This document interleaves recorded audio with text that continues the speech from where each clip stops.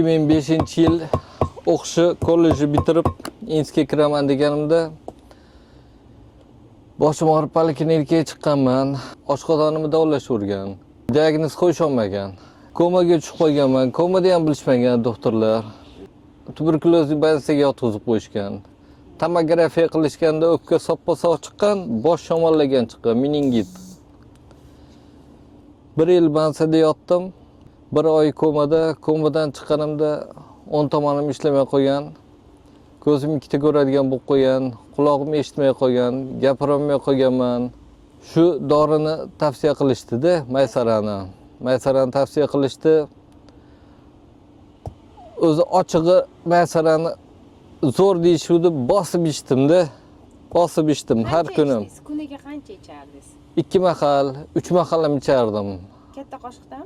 Ha, ancha tetiklashdim. Uje Ko'zingizda-chi?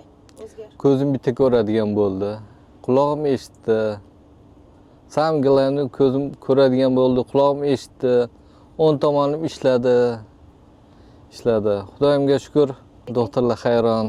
Doktorlar даже ishonishmaydi hamda, ishonmaydi. Soppa-sog' bo'ldim-da, nima deydi? Mana kelinimlar tavsiya qilishdi. Nuriddin iching, akamlar tavsiya qildi. Sapojnilik kasbga qiziqaman. Ozgina shogird tushib, o'rganib, keyin ustamning duosini olib, addenli bo'lib chiqdim-da.